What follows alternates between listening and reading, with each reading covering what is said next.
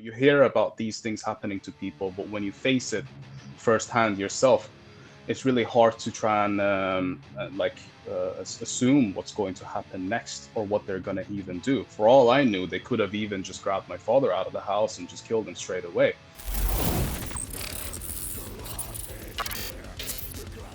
For a person who really believes in free speech, the ability to be offensive and controversial, I'm pretty lucky.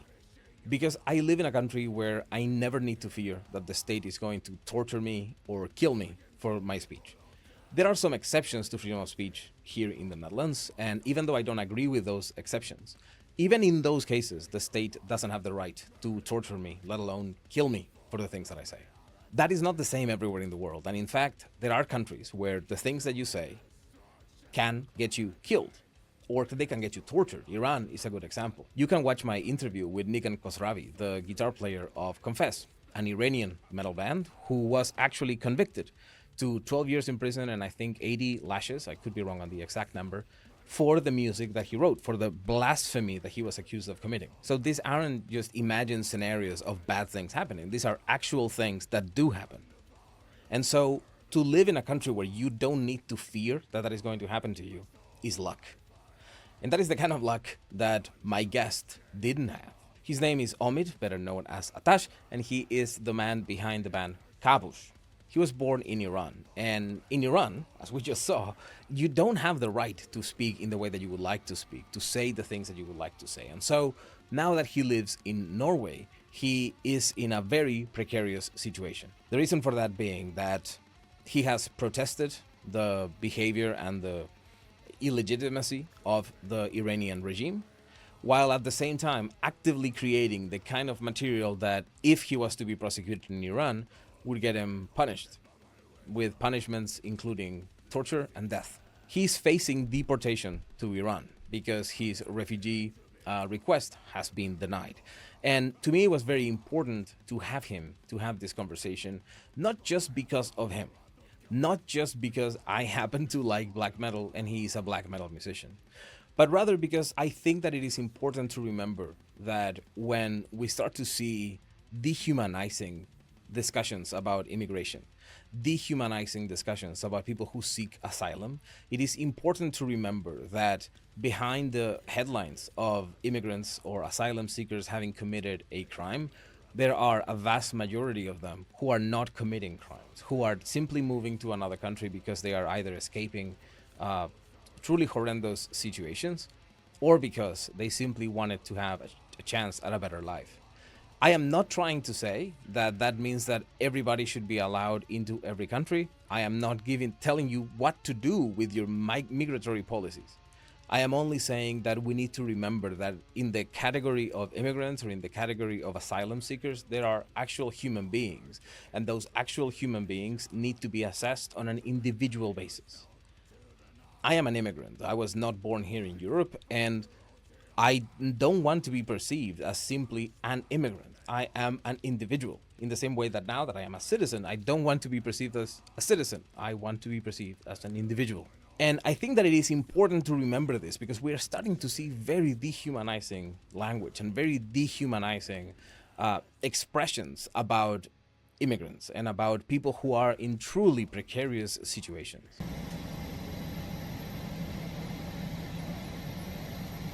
That is sick. And you really need to understand that that's fucked up. To see your government fully erect looking at the suffering of people is fucked up. It is not something that you should normalize or accept. It doesn't matter if you believe that people should be deported.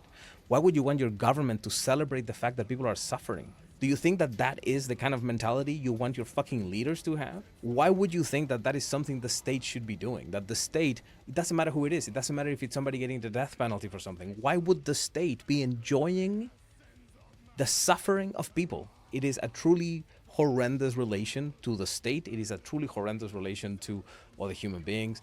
And I hope that this conversation today is going to let you see who you actually hurt when you start to believe in categorizations of people that make you forget that they are individuals first and foremost. Categories are just things that we do to better understand the world around us, but they can never prevent us from looking at individuals for who they are. So, with all of that, take care of yourselves.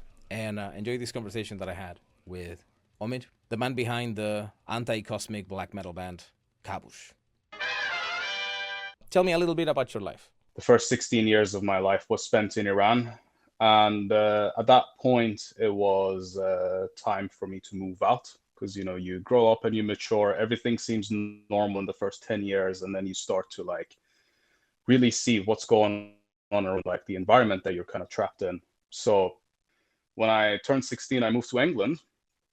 I spent a year studying there, and I went to a Behemoth concert, and that was like the first proper concert that I went to, and it was just I remember it. It was just sheer energy in there, and just experiencing such a band live just really changed a lot in a sense. You know, when you experience such a music for the first time, and that kind of was the pinpoint of a journey that just started from that point when I just started experiencing instruments in myself and just like being self-taught as well. You know, I would go to the studio and sometimes I would have a plan of what to practice and stuff. Sometimes I would just go there and just have fun with the instrument. And it was just such an incredible experience. And it was for the first time that I felt like I can have something like that.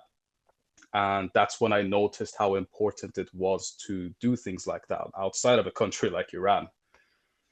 And during this time, I developed an incredibly huge passion for black metal.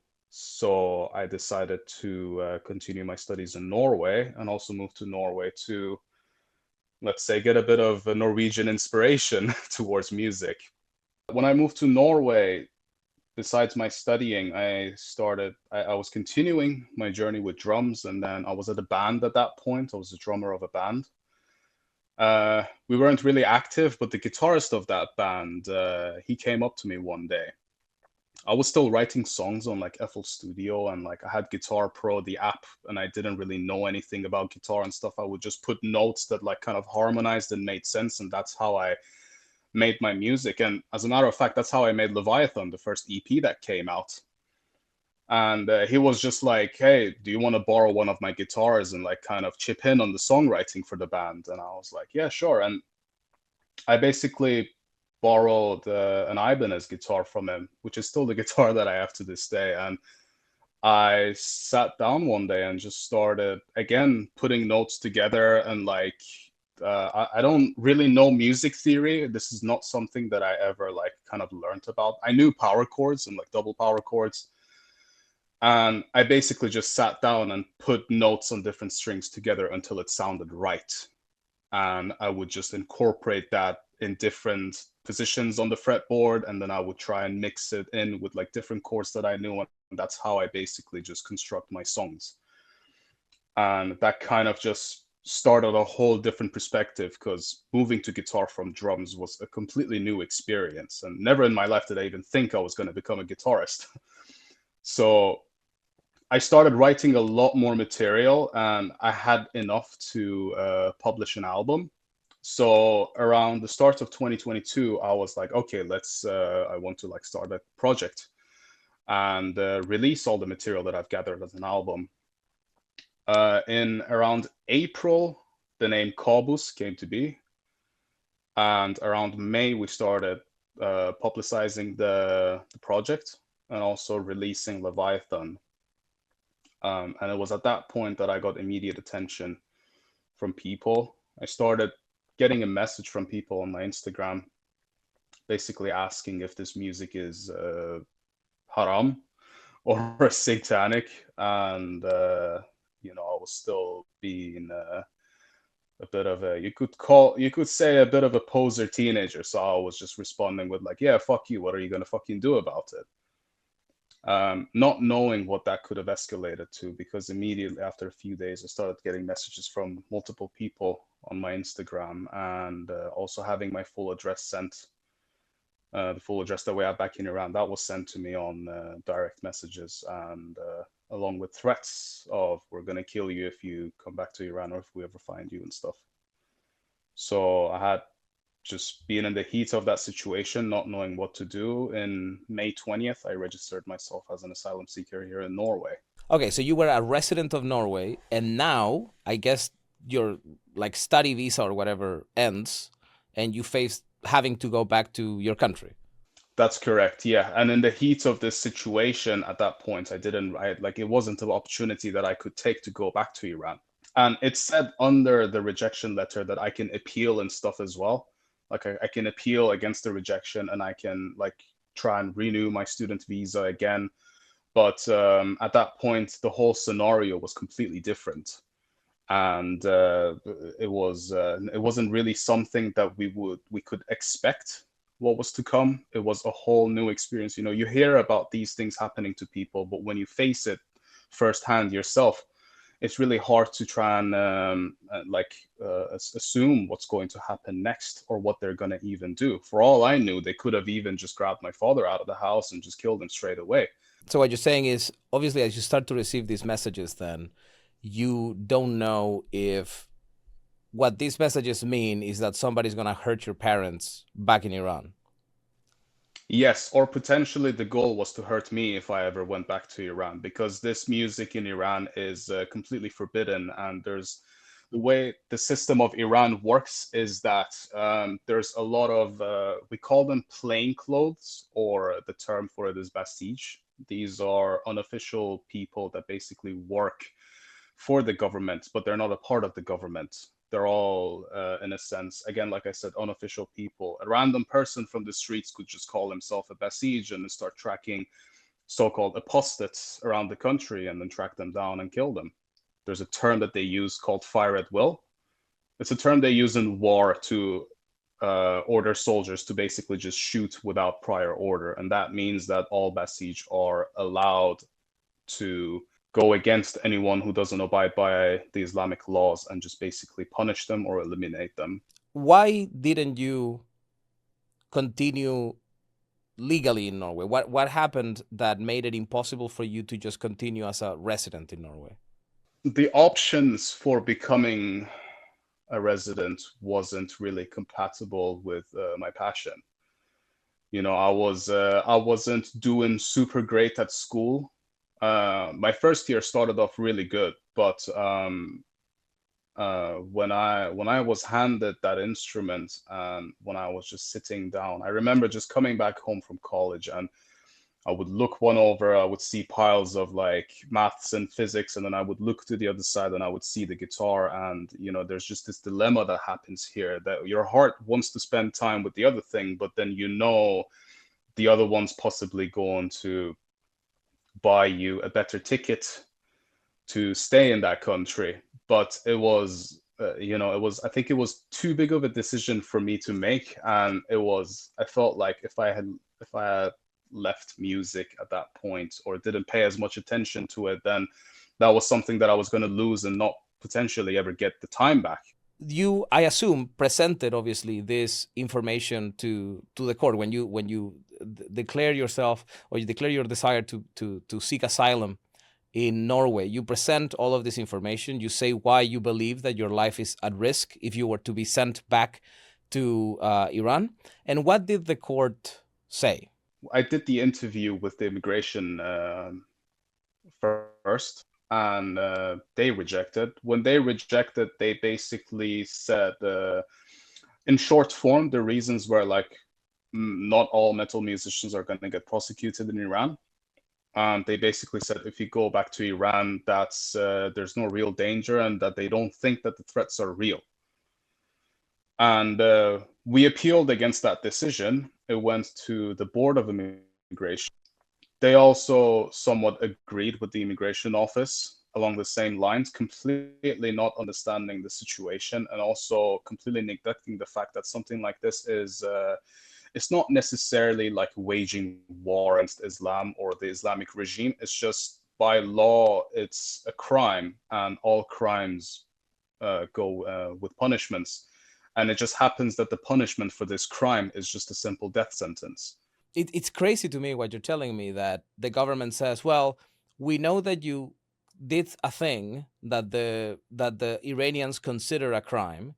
We know that if they prosecuted you, they could punish you physically and torture you or kill you, but it won't necessarily happen, so you can go anyway. That is kind of what you're saying that they said, right? So we acknowledge that you did things, but that doesn't mean that you're actually going to get punished. That's a fucked up logic, man. That is it's insane that they would say that. Okay, you go to immigration, you present this information, they reject it, then it goes to an appeal to a higher authority within the immigration service. And what happens then? Then during the appeal process that was supposed to go to the Board of Immigration, I was gotten a lawyer from the government actually, and I didn't have to pay anything for it until the appeal to the Board of Appeal got rejected. And from that moment onwards, it's like basically you're responsible for all of the costs, because she said that the next step is going to court. And unfortunately, I had a lawyer that I had to spend quite a bit on. And during that time, I was allowed to work. So thankfully, I managed to have some savings and pay a portion of the costs from that. But still, there's debts of around 55,000 krones that I haven't been able to pay. But we went to court, and I had to change my lawyer. I managed to find an office in Oslo called the Free Legal Aid Office. And so I was incredibly fortunate enough to get a lawyer from there, and she's been helping me a lot. She's been really working hard on my case, and with her help, we managed to go to the first court. And again, we presented everything. We brought up all the documentations that we've had, and there's been some new documentations that have added along as well. I did the protest show in front of the embassy on 13th of October 23. And I also had the interview with Iran International on January 24, arguably the biggest anti-regime media that works outside of the country. And so I got contacted by one of their journalists who came across the protest show at the embassy, and I did an interview with him. And we brought that to court, and they gave a promise that they're going to assess the video later on, but still to this day, it hasn't been assessed by the immigration office themselves. When the district court came back negative, we appealed and went to the Court of Appeal. And it's interesting because in the Court of Appeal, they had a different approach about it. And they basically said that they don't think this interview was significant enough for them to show on TV and have it broadcasted around all the satellite channels in Iran. And that's a point of complete neglect, because they show everything on the channel. I remember my mother actually sent me a footage of the interview being shown on TV. And at the moment, we're on the process of trying to get documentations from Iran International themselves and providing it to the Supreme Court. With the help of my lawyer, we've uncovered cases where they're called the UNE, the Board of Immigration, where UNE has been to court in cases of asylum, and they brought reasons to send the asylum seeker back home, and then the asylum seeker ended up getting punished, and then they had to come back to Norway without any compensation or anything, and still denying the fact that their case was wrong. So they have an experience of these cases that have happened before. So it's just been a loophole that I've been trying to present what I've been going through in the past 2 years of my life, and there hasn't really been any light shining from either the court system or the immigration systems of Norway. And we're in the process of appealing against the Court of Appeal's decision, and we're going to the Supreme Court. It's going to take about a month from now, maybe longer, and if that doesn't work out, I'm honestly not sure what's going to be the scenario. So one of the challenges that right now exist in Europe is that there are a number of anti-immigration parties in several countries, right? So there is Alternative for Germany. In Germany, here in the Netherlands, we have the PVV or the FVD and a number of other parties.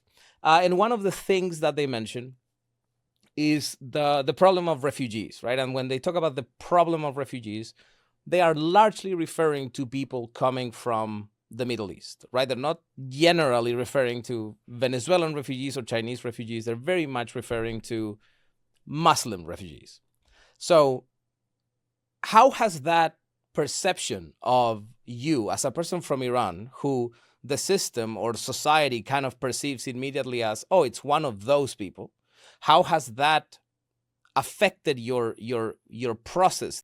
I've never really thought about other cases that have tried for things like asylum when my situation happened, because it was his own thing, and all I really cared about was the fact that I'm able to stay alive and just do my own thing. Um, but one of the things that I have thought about recently, especially getting so many rejections along my case whilst presenting everything to them, and also a lot of other claims that they've made in court, such as, again, having the experience of assessing similar cases, but then it not turning out to be what they were told to be. In a sense that a lot of people have tried something like immigration, and back in England, actually, I encountered many people that were trying to offer me to apply for asylum in England, because they were also doing it, and they basically presented it as a free one-way ticket to get residency in a country. And I think that's how a lot of people, especially from the Middle East, look at it. And there were people there that were like that turned Christians. I could clearly see that they didn't believe in it themselves, but they turned Christians. They would go to church, and then they would fill their Instagram profile with these things just for the sake of getting asylum in that country. And I can understand why someone, for example, coming like Iran, wants to have a better life outside. And it's the whole situation over there is unfair, and I think everybody should have the right to live in a country that they're allowed to at least do what they want to do. um, but the problem here is that when UNE says something like that, then ultimately my case is also alongside all of those other cases, and they have to make a decision on each case individually. And so when they assess a case from Iran, such as, they have to refer to their expertise and or expertise, but mainly their experiences with people that have applied for asylum in the past that were from the same country. They said that in court, like, we refer to past experiences and past cases when we assess new cases every day. And what this means is that when someone comes to a country like Norway and applies for asylum just to have a better life, or just to then do their own thing, then ultimately they're going to think like, well, we have to assess whether the person's life is in danger or not. And like I said, a lot of people come over here and lie about what they do. And there was a case in there was something that happened in summer of 22, where a Kurdish Iranian person went to a pride bar in Oslo and started shooting people, injured dozens of people, and I think killed just two or three people and stuff. And so when things like that happen, and he was an accepted asylum seeker, but when things like that happen, then the immigration office is going to refer to events like that to then process a case like mine. So it becomes very hard to even make them believe me, along with presenting all the documentations and everything that I've experienced so far to them. And I think that creates a bit of a corruption within the system itself. As I had problems with my immigration. I was there was a moment where I thought, oh my God, what happens here? What happens if I get deported, etc. And just to feel that every single day of your life, the ground is like shaky, that at any day it's going to open up and you're going to fall, and it's going to create an entire problem for you, and that your life is going to change so drastically. And I wasn't facing what you're facing if I was to be sent back home. It destroys you mentally. It really, really affects you emotionally. It is extremely heavy, particularly knowing in your case that your family is there, that they could potentially face repression by the regime. So, how has this experience been for you and for your circle? You mentioned that you have a partner. So, how is this affecting you? Um, well, in the start, it was a lot more intense because, as I said, it becomes a very unpredictable situation, especially knowing everything else that happens over there and what happens to people that go through similar things and being recognized for so-called illegal activities in Iran. And it's and you know I was only 20 when this happened, and it was it's just you don't really expect to encounter things like this, at least that early on in life. You know, it's I've spent a lot of time thinking about these things as well, and you know, I've always like growing up tried to make up my mind about suffering and like the hardships of life, and I was like, yeah, I'll be able to deal with it. But when you actually encounter a situation like this, it's like when you experience it firsthand, it's a whole different thought processes. But I have to say, the one thing that has gone me through it again is just music, because my main goal in life is to just explore that path. And I've started something that I want to keep going in. And there's been a lot of things that I've discovered. And this is what really shifts my focus away from these things. And throughout time, I've been able to just kind of adapt to just living my life in the midst of these situations and just in a sense go with the flow. Um, but it is a bit difficult because every time I face a rejection, then it's kind of like everything that I went through in the start of May 22, it just kind of like starts to come back again, because you're just fallen into this situation of uncertainty. And that's where you just sit down and start to think about all these situations, and the thoughts of actually being sent back to Iran and what's going to happen tends to creep on me a little bit more. And it's a horrifying thing to think about. Um, but it's an unfortunate it's the unfortunate circle of today's world, and you know I can only guess why the situation in Iran is how it is. Let's say that tomorrow the you get a letter saying that actually the Supreme Court looked at your case and you can stay in Norway, no problem.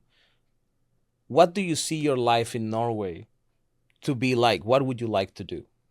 Just art. I mean, art has been a very big part of my life now, especially in the past 6 years that I've been like having my own experiences with music and also playing instruments. I have a lot of plans for Kaaboos. If I get to stay in Norway, then there's going to be a lot of those plans implementing. I have a vision on how it's going to look like and how it's going to sound like, and I'm um, starting to really understand it a bit better now. And I'm also working on the next full-length album actually, and it's going to sound a little bit different.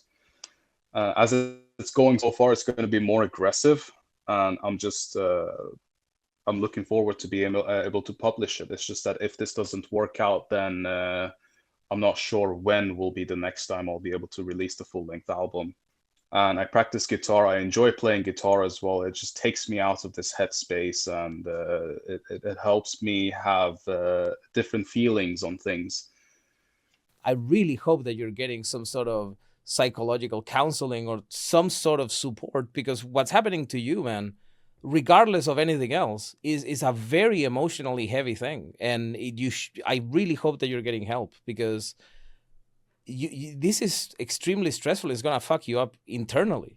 Well, I think I've gotten most of the help from just doing music, actually. It's easier for me to sit down and just pinpoint my mental focus on something like music and just do my own thing, because my priority for so long has just been music, and also to play it again, to explore it. And I always get eager to just sit down and improvise on the guitar, because a lot of new things can kick out, and like sometimes you create something and then you develop a level of connection with it, and then you play it over and over, move on, keep improvising, something else pops up, and it's just there's just a level of excitement in there. And also just continuously doing this, you also improve, and you see your improvements, and you start to explore it different ways and come up with new things. You know, I think the realm of music, or the realm of art actually in general, is an unlimited space of exploration for an individual.